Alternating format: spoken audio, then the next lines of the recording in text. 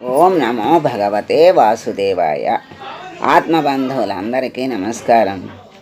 269వ నామం వసుదః. భక్తులకు ప్రేమతో ధనాన్ని ప్రసాదించే స్వామి కనుక ఆ పరమాత్మని వసుదుడు అన్నారని శంకరుల వారు అన్నారు. అన్నాదో వసుదానః. ఈ స్వామి అన్నభోక్త, అన్నదాత అని బృహదారణ్యకోపనిషత్తు వర్ణించింది. పరమాత్మని ఆశ్రయిస్తే భక్తులకి ప్రేమతో ఇహలోకానికి కావలసిన ధనాన్ని, మరి అన్నాన్ని అంటే తిండి, బట్ట, గూడు, కూడు అన్నట్లు, మరి నీడ అన్నట్లు అన్నీ ఇస్తాడు. ఆ తర్వాత పరమాత్మ ఆధ్యాత్మిక ఐశ్వర్యాన్ని కూడా స్వామి ప్రసాదిస్తాడు. మరి ఈ లోకంలో ఉన్నటువంటి కోరికలు మనిషికి అనేకంగా ఉంటూ ఉంటాయి. ఒకటి తీరితే ఇంకో 2, 3 అట్లా 100 వచ్చేస్తాయి. ఆ కోరికలన్నీ ఓపికగా పరమాత్మ తీరుస్తూ తర్వాత మరి ఆ తర్వాత వాళ్ళని కోరికలు తగ్గించే ప్రయత్నం పరమాత్మ చేస్తాడు. వాళ్ళకి నిదానంగా కోరికలన్నీ తీరుస్తున్నాడు కదా, ఇంకా కోరుకునే పనేముంది, ఆయనకి తెలుసు కదా ఎవరికి ఏది ఇవ్వాలో అనే స్థాయికి తీసుకొస్తాడు. తీసుకొచ్చి అప్పుడు ఆధ్యాత్మిక ధనాన్ని ఇస్తాడు. ధనం అంటే అది ఒక రకమైన ధనమని కాదు. ధనం అంటే ఐశ్వర్యం. అంటే ఆ ఐశ్వర్యానికి మించినది ఇంకొకటి లేదు. ఎందుకంటే ఆధ్యాత్మిక ఐశ్వర్యం మనస్సుకి, శరీరానికి ఆరోగ్యాన్ని ఇస్తుంది, మనస్సుకి ఆరోగ్యాన్ని ఇస్తుంది, బుద్ధికి చక్కని పని చెప్తుంది. అలా మనస్సు ప్రశాంతంగా ఉంటుంది. మనస్సు ప్రశాంతంగా ఉంటే నిర్మలంగా ఉన్న అద్దంలో ప్రతిబింబం చక్కగా కనపడినట్లుగా ఆ పరమాత్మ ప్రతిబింబిస్తాడు. అక్కడ అప్పుడు వచ్చి ఉండడు, లోపల ఉంటాడు. ఉన్న పరమాత్మని ఈ మలినాలన్నీ కప్పేస్తూ ఉంటాయి కనపడకుండా. ఈ మలినాలను ఎప్పుడైతే తొలగించాడో జీవుడు ప్రకాశవంతంగా ప్రకాశిస్తూ ఉంటాడు. హృదయంలోనే ఉన్నటువంటి పరమాత్మని మనం ఎక్కడో అనుకుంటాం, ఎక్కడో కాదు ఇక్కడే ఉన్నాను అంటాడు. ఆయన లేకపోతే మనం లేం కదా. ఆ జ్ఞానాన్ని కలిగి పరమాత్మ యందు దృష్టి పెట్టి, మనసు పెట్టి, బుద్ధి పెట్టి మసలుకుంటే పరమాత్మ చక్కగా కనపడతాడు, దర్శనం ఇస్తాడు. అంటే మరి 4 చేతులతో శంకు చక్రాలతో కనపడతాడా పరమాత్మ? ఎప్పుడు కనపడలేదే అనిపిస్తుంది మనకి. పరమాత్మని అలా దర్శనం చేసుకునేంత తపస్సు మనం చేయటలా. ఆ తపస్సు చేసిన మహర్షులకి అలాగే కనిపించాడు. అంతటి తీవ్రమైన తపస్సు చేస్తే తప్పకుండా కనపడతాడు. కానీ అలా మనం అంత చెయ్యకపోయినా ఈ సంసారంలో ఉండి సంసారాన్ని ఈదుతూ ధర్మాన్ని, కర్తవ్యాల్ని అన్నిటినీ నిర్వహిస్తూ పరమాత్మ యందు మనసు పెట్టి జ్ఞానముతో ప్రవర్తించటము అంటే ఎక్కడ చూసినా, ఎవరిని చూసినా, దేన్ని చూసినా ఆ పరమాత్మ యొక్క స్వరూపంగా భావించటమే పరమాత్మ దర్శనం. అది మనం చేసుకున్నంత వరకు దర్శనం అవుతూనే ఉంటుంది. అది మనలోనే ఉంటుంది కానీ అది తేడా పరమాత్మలో లేదు. పరమాత్మ ఎప్పుడూ ఒకే రీతిగా, ఒకే తీరుగా అంతటా నిండి ఉన్నాడు. మనం ఎక్కడ చూస్తే అక్కడ కనపడతాడు, ఎక్కడ మనం చూడగలిగితే అక్కడ కనపడతాడు. అందుకని అంతటా నిండి ఉన్న పరమాత్మని అంతటా చూడగలిగిన రోజున అదే ఆధ్యాత్మిక ఆనందం, ఆధ్యాత్మిక సుఖం, అదే ముక్తి, అదే జీవన్ముక్తి. బ్రతికి ఉండగానే ఆ స్థితికి వచ్చి ప్రహ్లాదుడిలాగా చూడగలిగిన రోజున వాళ్ళ జన్మలు ధన్యమే, మోక్షలక్ష్మి లభిస్తుంది. అదే ముక్తికాంత అంటారు, అదే మోక్షలక్ష్మి. ఆ విధంగా పరమాత్మ వసుధ అంటే మనకన్నీ ఇస్తూ ఉంటాడు. ఇస్తూ ఉన్న వాడిని గుర్తు పెట్టుకోవడమే మనం చేయాల్సింది. ఇహానికి కావలసినవన్నీ ఇస్తూ ఉంటాడు, పరానికి కావలసినవి ఇస్తూ ఉంటాడు. ఇచ్చిన మనం ఎలా పొందుతున్నాం, మనకు ఎలా వస్తున్నాయి, మనకు ఎవరిస్తున్నారు అనేటువంటి విజ్ఞానము ద్వారా పరమాత్మని దర్శించగలుగుతాం. అలా దర్శించగలిగిన రోజున మనశ్శాంతిగా పరమాత్మ ప్రకాశిస్తాడు, దర్శనము ఇస్తాడు అని మరి మనం తెలుసుకోవాలి. ఐహిక ఐశ్వర్యంతో పాటు ఆధ్యాత్మిక ఐశ్వర్యాన్ని కూడా స్వామి ప్రసాదిస్తాడు అని మనకి ఈయన శంకరాచార్యుల వారు చెప్పారు.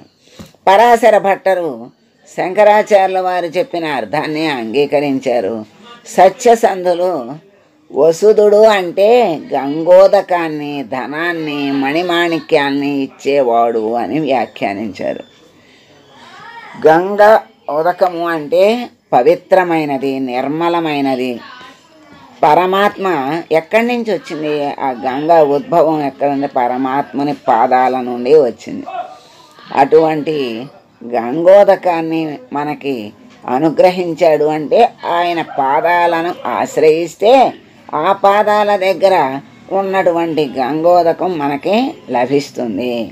మరి ధనాన్ని, మణిమాణిక్యాల్ని అంటే బాహ్యంగా చూస్తే బాహ్య సంసారానికి కావలసినటువంటి ఈ ఐహిక సుఖాల కోసం పనికొచ్చే ధనము, మణిమాణిక్యాలు. దాన్నే ఆధ్యాత్మికంగా ఆలోచిస్తే ముక్తి ధనము, మరి మణిమాణిక్యాలంటే మంచి బోధలే మణులు మాణిక్యాల్లాగా మనకి లభిస్తాయి. అటువంటి మంచి పరమాత్మ మనకు అందించేటువంటి జ్ఞానమే మణిమాణిక్యాలు. అటువంటి వాటికి విలువ కట్టలేము. ఆ పరమాత్మ అనుగ్రహంతోనే మనకి అందిస్తూ ఉంటాడు. అందించిన దాన్ని అందుకోగలిగేటువంటి సామర్థ్యాన్ని కూడా భగవంతుడే మనకి అందిస్తాడు.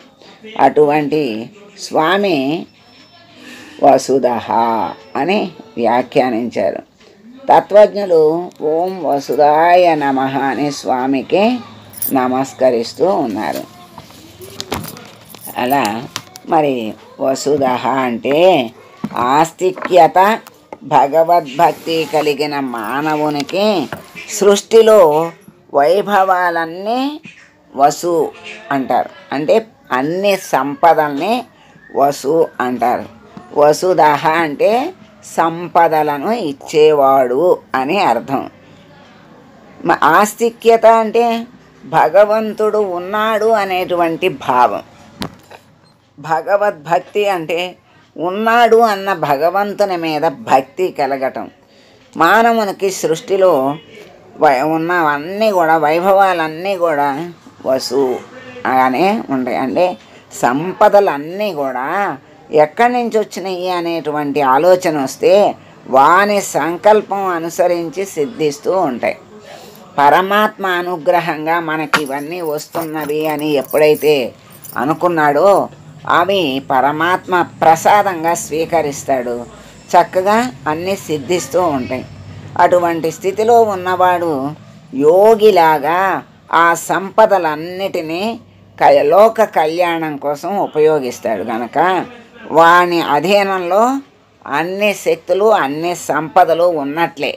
ఎందుకంటే పరమాత్మ దయామయుడైనటువంటి పరమాత్మ అటువంటి వాళ్లకు అన్నీ అందుబాటులో ఉంచుతాడు. ఇప్పుడు ఉపయోగించగలిగేటువంటి వాళ్ళకి మనం విలువైన వస్తువుల్ని ఇస్తాం. వాటిని చక్కగా ఉపయోగించమని, జాగ్రత్తగా జాగ్రత్త చేయమని చెప్తాం. అలాగే పరమాత్మ విలువైనటువంటి సంపదలన్నిటినీ కూడా లోక కళ్యాణం కోసం మరి ఉపయోగించేటువంటి మహర్షుల దగ్గర అన్నిటినీ ఉంచుతాడు. ఆ మహర్షులే మనకు అందించినటువంటి మణిమాణిక్యాలు, సంపదలు.